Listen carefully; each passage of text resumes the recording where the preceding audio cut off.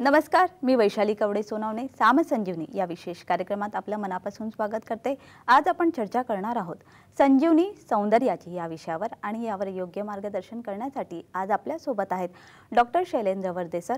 आपण डॉक्टरांचे स्वागत करूया। डॉक्टर, या कार्यक्रमात खूप खूप स्वागत। कार्यक्रमाला सुरुवात करण्याआधी आपण डॉक्टरांची थोडक्यात ओळख करून घ्या। डॉक्टर शैलेंद्र हे गेल्या 20 वर्षांपासून कॉस्मेटिक आणि इम्प्लांट डेंटिस्ट्रीमध्ये कार्यरत आहेत। 2016 मध्ये त्यांनी ग्रीसमध्ये जाऊन फेशियल एस्थेटिक्स मध्ये आपला कोर्स आणि रिसर्च कंप्लीट केले। तसंच त्यांनी 2018 मध्ये कोरियामधून नॉन सर्जिकल फेशियल एस्थेटिक्स आणि बॉडी एस्थेटिक्स मध्ये सुद्धा आपलं शिक्षण पूर्ण केले। 2018 पासून ते पुण्यामध्ये डेंटिस्ट्री बरोबर non surgical facelift, facial aesthetics आणि अँटी एजिंग थेरपीमध्ये सुद्धा आपली सेवा पुरवत आहेत। आपण सौंदर्य, आकर्षण आणि तरुण दिसावं असं प्रत्येकाला वाटतं आणि त्याचप्रमाणे आपलं सौंदर्य चिरकाल टिकावं, तेही अबाधित राहावं असं देखील प्रत्येकाला वाटतं आणि म्हणूनच आज आपण हा विषय निवडलाय।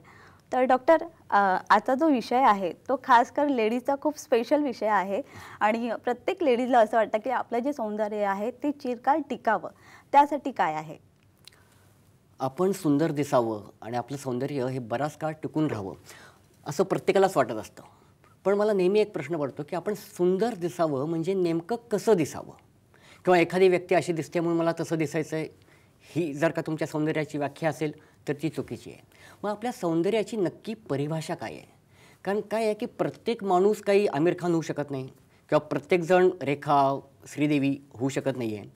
तर आपलं सौंदर्याची जी व्याख्या आहे ना ती अत्यंत चुकीची आहे। कारण सौंदर्य हे दुसऱ्याशी कंपेअर करून कधीच येत नसतं। तर सौंदर्य जे असतं ना हे आपल्यामध्ये खरं म्हणजे नसतंच। सौंदर्य असतं ते समोरच्याच्या नजरेमध्ये। कारण समोरच्याची नजर तुम्हाला जशी बघते त्या पद्धतीनं त्याला ते सुंदर वाटतं का नाही हे ती समोरच्याची नजर ठरवत असते। ॲक्च्युली कसं आहे की सौंदर्य म्हणजे गोरेपणा असं म्हणायचं का? मग बरीचशी काळी सावळी माणसं आहेत जी आपण सुंदर पाहू शकतो, किंवा सौंदर्य म्हणजे डोक्यावर भरपूर केस आहेत, चांगली हेअरस्टाईल आहे म्हणजे मी सुंदर आहे असं म्हणायचं का? तसंही नाही आहे। फार लांब जायची गरज नाही। आपण अनुपम खेर सुंदर दिसत नाहीत, व्हेन डिझली किंवा द रॉक हे हिरोज ज्यांच्या डोक्यावर अजिबात केस नाही आहेत ते सुंदर किंवा हँडसम दिसत नाहीत। तर मग सौंदर्य म्हणजे नक्की काय आहे? तर सौंदर्य म्हणजे रेखीवपणा, सौंदर्य म्हणजे प्रपोर्शन, सौंदर्य म्हणजे सिमिट्री। काही वर्षापूर्वी अमेरिकेमध्ये न्यूयॉर्कमध्ये मेट्रोपॉलिटनमध्ये एक छोटासा रिसर्च केला गेला। त्यांनी काय केलं की एखादा माणूस जेव्हा एखाद्याच्या चेहऱ्याकडे पाहतो तेव्हा तो नक्की काय पाहतो, त्याची नजर कशी फिरते हे बघण्यासाठी त्यांनी कॅमेरे लावले होते। आणि त्याच्यावरनं त्याला असं कळलं की जेव्हा एखादा माणूस एखाद्याच्या चेहऱ्याकडे पाहतो तेव्हा त्याची नजर पहिल्यांदा त्याच्या 2 डोळ्यांवर जाते, त्याच्यानंतर ती हळूहळू खाली ओठांकडे येते आणि ती परत वरती डोळ्यांकडे जाते आणि त्याच्यानंतर माणूस पूर्ण चेहरा पाहतो। म्हणजे हा जो ट्रायंगल आहे 2 डोळे, नाक आणि ओठ हा सौंदर्याच्या दृष्टीनं अत्यंत महत्त्वाचा आहे। आणि जर का समोरच्याची नजर तुम्ही त्या ट्रायंगलमध्ये जर का फिरवू शकलात तर तुम्ही नक्कीच सुंदर व्हाल। आता होतं काय की लहानपणी सगळेच सुंदर दिसतात कारण तो रेखीवपणा असतो, तुमच्या त्वचेचा तजेलपणा असतो, तो प्रपोर्शन असतं, ती सिमिट्री तुमच्या चेहऱ्यामध्ये असते। पण वाढत्या वयामुळं या सगळ्या गोष्टी हळूहळू कमी व्हायला लागतात, कुठंतरी काहीतरी कमतरता आपल्याला जाणवावं लागते। मग नक्की होतं काय? वय वाढल्यामुळं आपल्या सौंदर्यामध्ये बाधा का येऊ लागते? तर याचं उत्तर असं आहे की त्याच्यामध्ये 2 महत्त्वाची कारणं आहेत। एक म्हणजे बाह्य कारण, ज्याला मी म्हणेन की एक्स्ट्रिन्सिक रिझन्स, ज्याच्यामध्ये पर्यावरण आहे, त्याच्यानंतर हॉर्मोनल इम्बॅलन्स आहे, किंवा आपल्याला असलेल्या काही व्यसनं आहेत, उदाहरणार्थ धूम्रपान, अल्कोहोल म्हणजे दारूचं सेवन, ह्याच्यामुळं आपल्या त्वचेमध्ये फरक पडायला लागतो। याच्यामुळं आपल्या त्वचेतलं पाणी हळूहळू कमी व्हायला लागतं। आणि आपल्याला माहितीच आहे की आपलं शरीर हे 70% पाण्यानं बनलेलं आहे। जोपर्यंत तुमच्या त्वचेमध्ये पाण्याचं प्रमाण चांगलं आहे तोपर्यंत तुमची त्वचा ही पाणीदार, तजेलदार दिसत असते। पण या कारणामुळे जर का तुमच्या त्वचेतलं पाणी हळूहळू कमी होत गेलं तर तुमची त्वचा सुरकुतलेली दिसायला लागते। त्याचप्रमाणे फोटो एजिंग, ज्याला आपण फोटो एजिंग म्हणतो, म्हणजे सूर्यप्रकाश, सतत सूर्यप्रकाशामध्ये जर का तुम्ही काम केलं तर तुमच्या त्वचेमध्ये सूर्यप्रकाशातले UV रेज हे हानिकारक काम करतात। त्यावरही जास्त कडी करणारा सगळ्यात मोठा फॅक्टर आपल्याला जाणवतो तो म्हणजे गुरुत्वाकर्षण। कुठलीही गोष्ट गुरुत्वाकर्षणामुळं नेहमी खालच्या बाजूला ओढली जाते। जर का तुमच्या त्वचेतलं जर का पाणी कमी झालं असेल किंवा तुमच्या त्वचेतल्या काही सेल्स कमी झाले असतील तर तुमच्या त्वचेची लवचिकता कमी होते आणि जसजशी लवचिकता कमी होते तसतसं गुरुत्वाकर्षणाच्या इफेक्टमुळं तुमचा चेहरा खाली ओघळायला लागतो आणि मग हा जो पहिल्यांदा मी ट्रायंगल जो दाखवला होता तो या पद्धतीचा ट्रायंगल हळूहळू हा इन्व्हर्टेड ट्रायंगलमध्ये शिफ्ट व्हायला लागतो आणि मग आपण हळूहळू म्हातारे दिसायला लागतो. त्याचप्रमाणे जसजसं वय वाढत जातं ॲक्च्युली घडतं काय की जन्मल्यापासून मरेपर्यंत प्रत्येक मिनिटाला आपल्या त्वचेतील लाखो पेशी या नष्ट होत असतात आणि त्यांची जागा लगेच नवीन लाखो पेशी घेत असतात. आता सुरुवातीच्या काळामध्ये काय असतं की मृत होणाऱ्या पेशी आणि नवीन येणाऱ्या पेशी यांचं प्रमाण हे समप्रमाणात असतं. म्हणजे जेवढ्या पेशी जात आहेत तेवढ्या पेशी लगेच त्यांची जागा घेत आहेत. पण जसजसं वय वाढायला लागतं जसजसे बाकीचे फॅक्टर्स तुमच्या शरीरावर किंवा तुमच्या त्वचेवर जर का जसे जसे परिणाम करायला लागतात तसे मृत होणाऱ्या पेशींची संख्या वाढायला लागते पण त्यांची नवीन जागा घेणाऱ्या पेशी या कमी प्रमाणात तयार व्हायला लागतात आणि मग या पेशींमधला जो समतोल आहे हा कुठंतरी कमी व्हायला लागतो. आणि त्याच्यामुळे होतं काय की आपल्या शरीरामधल्या त्वचेतल्या सगळ्यात महत्त्वाच्या पेशी किंवा काही प्रथिनं ज्याला आपण फायब्रोब्लास्ट, फायबर्स किंवा कोलेजिन, इलॅस्टिसिन ह्या ज्या पेशी आहेत या तुमच्या त्वचेचा तजेलदारपणा किंवा त्वचेची लवचिकता सांभाळण्यासाठी काम करत असतात त्यांची कमतरता तुम्हाला कुठे कुठे भासायला लागते आणि त्याच्यामुळं गालातला फुगीरपणा कमी होणे, डोळ्याखाली हळूहळू काळी वर्तुळं येणे, कपाळावर आठ्या पडणे, कपाळांच्या मधोमध आठ्या पडणे, तुमचे मान सुरकुतलेले दिसायला लागणे, चेहरा खाली ओघळला दिसायला लागणे, त्याचप्रमाणे चेहरा दमलेला दिसायला लागणे या सर्व गोष्टी घडायला लागतात आणि वाढत्या वयाप्रमाणे आपल्या सौंदर्याला ही बाधा यायला लागते.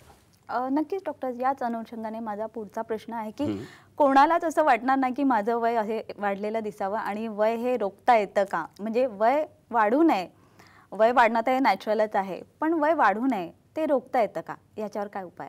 वय रोखता येतं का याचं खरं खरं उत्तर आहे की आपण वय रोखू शकत नाही कारण ही नैसर्गिक प्रक्रिया आहे. कुठलीही गोष्ट कधी ना कधी नष्ट पावणार आहे तेव्हा याच्यामध्ये आपल्याला कुठेही हस्तक्षेप करता येत नाही आणि माझ्या मतानं जर का विचार केला तर तो करू पण नाही. हां, पण आपण वय वाढण्याची प्रक्रिया लांबवू शकतो. सध्या जर का बघितलं की आधुनिक वैद्यकीय उपचारामध्ये बोटॉक्सचा वापर केला जातो, प्लास्टिक सर्जरीसारख्या अनेक वेगवेगळ्या प्रोसिजर्स आहेत की याच्यामुळं तुम्ही वय लांबवू शकता. रोखू शकत नाही पण वय वाढण्याची जी प्रोसेस आहे ती थोडीशी पुढे ढकलू शकता. पण प्लास्टिक सर्जरी म्हणा किंवा बोटॉक्स म्हणा किंवा वेगवेगळ्या केमिकलचा वापर किंवा वेगवेगळ्या हॉर्मोनल इंजेक्शनचा वापर या गोष्टी एकतर थोड्याशा धोकादायक आहेत त्याचप्रमाणे त्या अत्यंत खर्चिक आहेत आणि त्या सर्वसामान्यांना परवडणाऱ्या नाही आहेत. मग सर्वसामान्यांना परवडेल आणि ज्याच्यामध्ये काही धोका पण नसेल अशी सगळ्यात चांगली पद्धत कुठली तर त्याचं उत्तर मी देईन की ब्लड फेशियल. असं ब्लड फेशियल याच्यावरून मला आठवलं की आपण म्हणजे लेडीज लोक नेहमीच फेशियल करत असतात तर ते वेगवेगळ्या प्रकारचे असतात पण हे ब्लड फेशियल हे थोडंसं वेगळं वाटतं तर याच्याबद्दल काय सांगाल? ब्लड फेशियल आता अर्थात त्याला फेशियल एक सिम्बॉलिक नाव दिलेलं आहे. जर का तुम्ही अजूनही आपण ऐकतो की काही दंतकथा आहेत की ड्रॅक्युला, व्हॅम्पायर्स या ज्या दंतकथा आहेत याच्यामध्ये काय दाखवलं गेलं आहे की ही जी ड्रॅक्युला किंवा व्हॅम्पायर्स या ज्या माणसं आहेत ही दुसऱ्याचं रक्त पिऊन दुसऱ्याचं रक्त शोषण करून वर्षानुवर्ष तरुण राहायचा प्रयत्न करतात. पण आता मला असं वाटतं आहे की या दंतकथा नाही आहेत, या खरोखरच अस्तित्वात आलेल्या आहेत. फक्त फरक एवढाच आहे की आता आपल्याला दुसऱ्याचं रक्त प्यायचं नाही आहे किंवा दुसऱ्याचं रक्त शोषण करायचं नाही आहे तर आपल्याला आपलंच रक्त वापरायचं आहे आणि आपलंच रक्त वापरून आपण तरुण दिसायचं आहे. म्हणूनच या टेक्निक्स ज्या आहेत किंवा या ज्या थेरपीज आहेत याला फॉरेन कंट्रीजमध्ये म्हणजे अमेरिकेमध्ये किंवा युरोपमध्ये व्हॅम्पायर टेक्निक असं नाव दिलेलं आहे. आता होतं काय जसं आपण पहिल्यांदा बघितलं की ॲक्च्युली वयाचा परिणाम जेव्हा आपल्या चेहऱ्यावर दिसायला लागतो तेव्हा सगळ्यात महत्त्वाचं कारण काय आहे तर आपल्या शरीरामधल्या कोलॅजिन आणि फायब्रोब्लास्ट या ज्या महत्त्वाच्या पेशी आहेत हे जे महत्त्वाची प्रथिनं आहेत ती कमी होत गेलेली आहेत. मग आता ही प्रथिनं मिळवायची कुठून? बरोबर, ही बाजारात मिळतात का? मिळतात. कोलॅजिनच्या टॅब्लेट्स तुम्हाला मिळतात किंवा तुम्हाला काही बूस्टर्स मेडिसिन बाजारामध्ये मिळतात.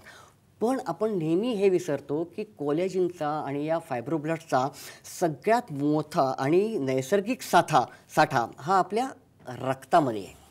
म्हणजे आपल्याकडे आहे त्याचा आपण का विचार नाही करायचा किंवा त्याचा आपण का उपयोग करून घ्यायचा नाही. तर ब्लड फेशियल ही प्रोसिजर अशी आहे की ही तुमच्याच रक्तातले कोलेजिन, फायब्रोब्लास्ट या गोष्टी सेपरेट करते. त्याचबरोबर प्लेटलेट्स सेपरेट करते आणि ते प्लाझ्मामध्ये मिक्स केलेले प्लेटलेट्स, कोलेजिन, फायब्रोब्लास्ट हे तुमच्या शरीरामध्ये, तुमच्या त्वचेमध्ये परत इंजेक्ट केले जातात.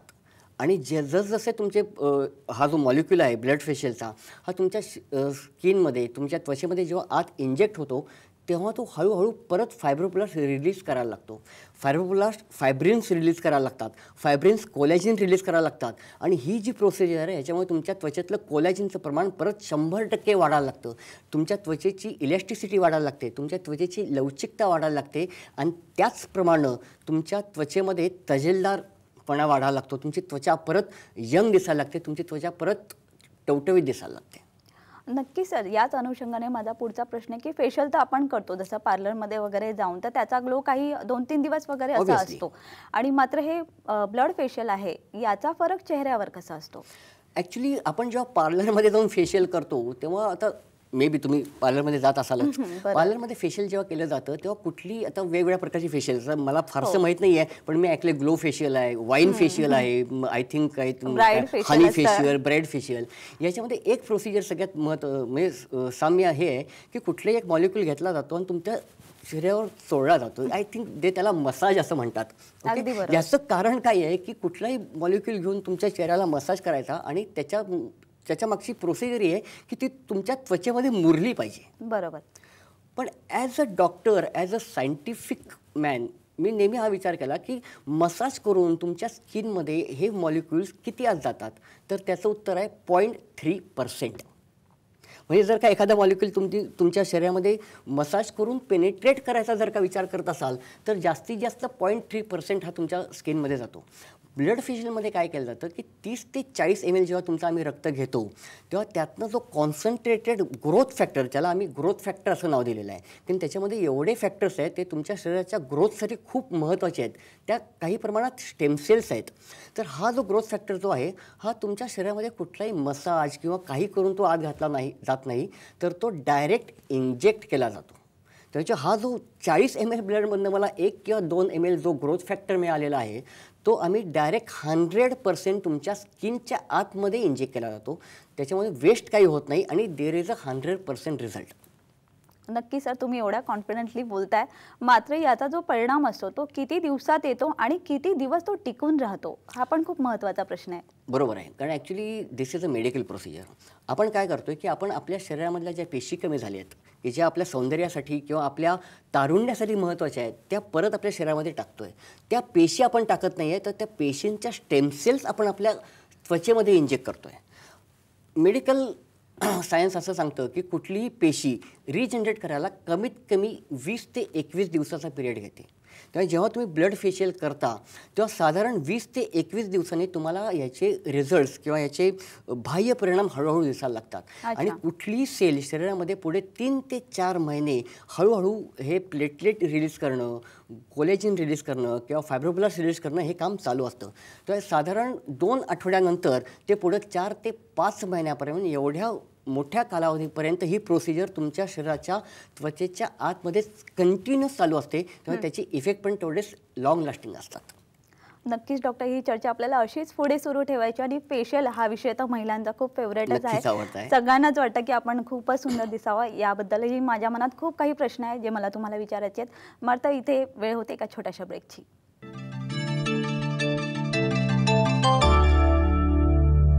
ब्रेकनंतर साम संजीवनी या कार्यक्रमात तुमचं पुन्हा एकदा स्वागत. आणि आज आपण चर्चा करतोय संजीवनी सौंदर्याची या विषयावर. आणि यावर योग्य मार्गदर्शन देण्यासाठी आपल्यासोबत आहेत डॉक्टर शैलेंद्र वर्दे सर. सर, कार्यक्रमात पुन्हा एकदा आपलं स्वागत आहे. आपण ब्लड फेशियलबद्दल बोलत आहोत आणि माझा पुढचा असा प्रश्न आहे की ब्लड फेशियल हे किती दिवसांनी करावं? साधारणतः ब्लड फेशियल जेव्हा आपण एकदा करतो तेव्हा त्याचा इफेक्ट हा पुढे 3 ते 4 महिने चालू असतो. त्याच्यावर मी एक प्रोटोकॉल असा तयार केलेला आहे की साधारण पहिल्या वर्षी तुम्ही 2 ते 3 ते 4 महिन्यांनी 3 ब्लड फेशियल करा. आणि त्याच्यानंतर तो इफेक्ट मेंटेन ठेवण्यासाठी दरवर्षी एकदा ब्लड फेशियल केलं तरी पुरेसं आहे. त्याच्यामुळे होईल काय की पहिल्या वर्षामध्ये तुम्हाला चांगलाच बूस्ट मिळेल आणि त्याच्यानंतर हा बूस्ट टिकून राहावा म्हणून त्याला आपल्याला फक्त थोडासा बूस्ट दरवर्षी देत राहायचं आहे. तर पहिल्या वर्षी तुम्ही त्याला 3 वेळा ब्लड फेशियल करा आणि त्याच्यानंतर you can go for the once in a year. बऱ्यापैकी तुम्ही तुमचं वय रोखू शकाल. ओके. अच्छा. ॲक्च्युली झालं काय की हा ब्लड फेशियल हे जेव्हा आम्ही शिकत होतो किंवा याच्यावर आम्ही जेव्हा काम करत होतो तेव्हा हे सगळं काम आम्ही युरोपमध्ये केलेलं आहे, ॲथेन्समध्ये केलेलं आहे.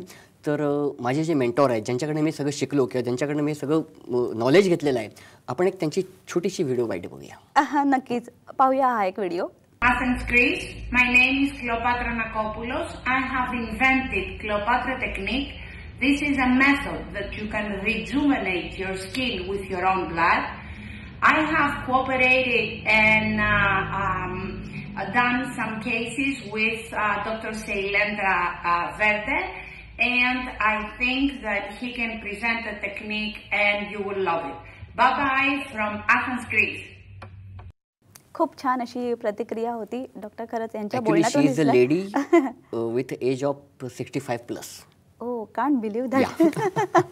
ॲक्च्युली आपण ब्लड फेशियल बद्दल बोलतोय, Okay. मात्र याचा जो परिणाम आहे याचा काही दुष्परिणाम पण आहेत का, किंवा याचा काही त्रास होतो का पुढे जाऊन? Absolutely there is a zero side effects. कारण सी ॲक्च्युली ही जी प्रोसिजर आहे मॅडम, याला आम्ही ऑटोलॉगस प्रोसिजर म्हणतो. It's a natural procedure, it's a autologous procedure. या प्रोसिजरमध्ये कुठेही आपण नवीन वेगवेगळे केमिकल्स किंवा कुठल्याही मेडिसिनचा वापर केलेला नाही आहे. आपण वापर केलेला आहे फक्त तुमच्या स्वतःच्या ब्लडचा, आणि जे तुमचंच आहे ते तुम्हाला कधीही साईड इफेक्ट्स देत नाही. म्हणून it's a 100% autologous and there is no side effects at all. नक्कीच डॉक्टर. मात्र ह्या ब्लड फेशियलसाठी आपल्याला किती वेळ लागतो? म्हणजे बहुतेक आपण जे फेशियल करतो त्याच्यासाठी 2 तास 3 तास हे बराच असा वेळ आपल्याला काढावा लागतो आपल्या बिझी शेड्यूलमधून. मात्र ह्या फेशियलसाठी किती वेळ लागतो? It's a lunch time procedure. आता लंच टाईम प्रोसिजर म्हणजे काय की तुम्ही नॉर्मल शेड्यूलमधनं लंच टाईममध्ये जाऊन ही प्रोसिजर अर्ध्या तासामध्ये करून परत तुमच्या कामावर येऊ शकता. फक्त अर्ध्या तासाची प्रोसिजर आहे.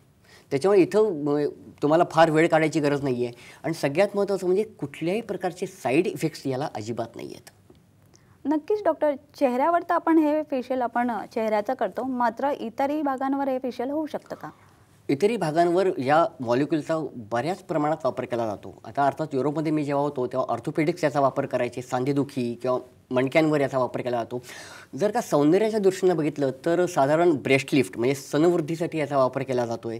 त्याच्यानंतर अनइव्हन स्किन्स म्हणजे ॲक्च्युली बऱ्याचशा लेडीजमध्ये कमरेवर स्ट्रेच मार्क्स याच्यामध्ये या ब्लड फेशियलचा खूप चांगल्या पद्धतीने वापर केला जातो आहे. कारण आत्तापर्यंत स्ट्रेच मार्क्स किंवा सेल्युलाइट्स हा जो एक काय म्हणतो ऑरेंज पील अपीरन्सची जी स्किन असते याच्यावर काहीही रेमेडी नाही आहे. पण ब्लड फेशियल म्हणजे हा जो मॉलिक्यूल आहे याचा याच्यावर जवळजवळ 90 ते 95% चांगला रिझल्ट मिळालेला आहे. नक्कीच डॉक्टर. प्रत्येकाला हा प्रश्न असेल की फेशियल जरी म्हटलं तरी खर्च, हा तो प्रश्न आलाच. मात्र याच्यासाठी किती खर्च लागतो? ॲक्च्युली मॅडम ही जी प्रोसिजर आहे ही ब्युटी पार्लरच्या बाकीच्या प्रोसिजरपेक्षा थोडीशी वरच्या लेवलची आहे आणि प्लास्टिक सर्जरीपेक्षा खूप खालच्या लेवलची प्रोसिजर आहे. त्याच्यावर खर्च पण ब्युटी पार्लरपेक्षा थोडासा जास्त आहे आणि प्लास्टिक सर्जरीपेक्षा फारच कमी येतो. अच्छा. मात्र ही जी प्रोसिजर आहे हे कोणत्या वयामध्ये केली पाहिजे? म्हणजे याचं काही लिमिटेशन वगैरे काय आहे का? वयाचं अजिबात लिमिटेशन्स नाही आहे. कारण या प्रोसिजर्स फक्त तुमच्या एज वाढवण्या म्हणजे एज रोखण्यासाठी वापरल्या जात नाही, तर पिंपलसाठी याचा विचार केला जातो.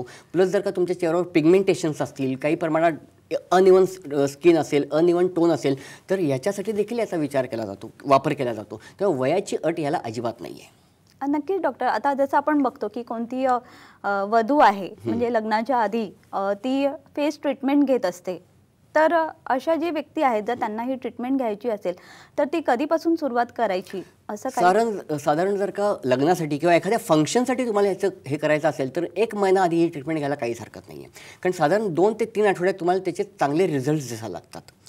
दुसरी महत्त्वाची गोष्ट आहे की मला नेहमी विचारलं जातं की बाबा ही प्रोसिजर कुणी करावी, who is the perfect candidate for this procedure. तर त्याला माझं उत्तर असं आहे की जर का तुम्हाला तुमच्या फेसबुकवर किंवा व्हॉट्सअपवर DP ठेवताना जर का तुम्हाला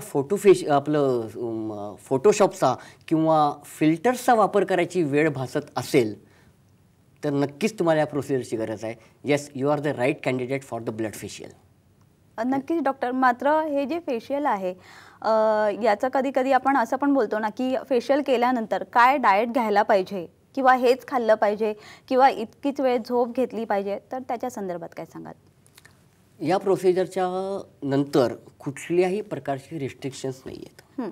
सगळ्यात महत्त्वाचं म्हणजे तुम्हाला ही प्रोसिजर केल्यानंतर काही मेडिकेशन्स घ्यायची आहेत किंवा उन्हात फिरायचं नाही आहे किंवा धुळीत फिरायचं नाही आहे किंवा तुम्हाला सनस्क्रीनच लावलं पाहिजे, या प्रकारच्या कुठल्याही रिस्ट्रिक्शन्स तुम्हाला नाही आहेत. तुमच्या डाएटवर काही नाही. ही प्रोसिजर केल्यानंतर तुम्ही तुमचं daily life as it is करू शकता. कुठल्याही प्रकारचे मेडिसिन्स किंवा कुठल्याही प्रकारची क्रीम, कुठल्याही प्रकारची मलम्स याला अजिबात गरज नाही आहे. नक्कीच डॉक्टर, मात्र काही अजून प्रिकॉशन असतात का? म्हणजे ब्लड फेशियल करण्याच्या आधी काही प्रिकॉशन असतात का, किंवा ब्लड फेशियल केल्यानंतर सुद्धा अजून म्हणजे आपण नॉर्मलच राहू शकतो का? ऑब्व्हियसली ब्लड फेशियल करायच्या आधी तर काही प्रिकॉशन्स नाही आहेत. तुमचंच ब्लड आहे, तुम्ही किती प्रिकॉशन घेतले तरी शेवटी जे ब्लड आहे ते ब्लडच राहणार आहे मॅडम. त्याच्यानंतर जेव्हा तुम्ही ब्लड फेशियल झाल्यानंतरही माझ्याकडनं काही प्रिकॉशन्स मी पेशंटला देत नाही. फक्त मे बी पहिला एक दिवस तुमचा चेहरा हा ब्लड फेशियल केल्यानंतर थोडासा डास चावल्यासारखा दिसू शकतो. कारण साधारण आपण हा जो मॉलिक्युल आहे हा तुमच्या चेहऱ्यामध्ये इंजेक्ट केलेला असतो. तर जवळजवळ कमीत कमी 200 ते 300 इंजेक्शन्स या तुमच्या पूर्ण चेहऱ्यामध्ये दिली जातात. त्याच्यात थोडेसे बारीक बारीक बारीक डास चावल्यासारखा तुमचा चेहरा पहिले 3 ते 4 तास दिसतो. पण एकदा झोपून उठल्यानंतर तुमच्या चेहऱ्यावर ब्लड फेशियल केल्याचा कुठलाही मागमूस राहत नाही. नक्की डॉक्टर, तुम्ही बोललात की हे lunch break lunch time procedure आहे, मात्र हे केल्यानंतर आपण कामावर जाऊ शकतो का? ऑब्व्हियसली इव्हन प्रोसिजर केल्या तुम्ही कामाला जाऊ शकता. कुठल्याही प्रकारची विश्रांती, कुठल्याही प्रकारची ॲडमिशन किंवा कुठल्याही प्रकारची होम केअरची या प्रोसिजरला आवश्यकता नाही. It's purely natural and autologous procedure. नक्कीच डॉक्टर, खूप छान असा आपला आजचा विषय होता. खासकर महिलांसाठी तर हा खूप फेवरेटच विषय आहे. आणि तुम्ही इथे आलात आणि एवढी छान माहिती आमच्या प्रेक्षकांना दिली त्यासाठी खूप खूप धन्यवाद. आता वेळ होते इथेच थांबण्याची. पुन्हा भेटू एका नवीन विषयासह. तोपर्यंत नमस्कार.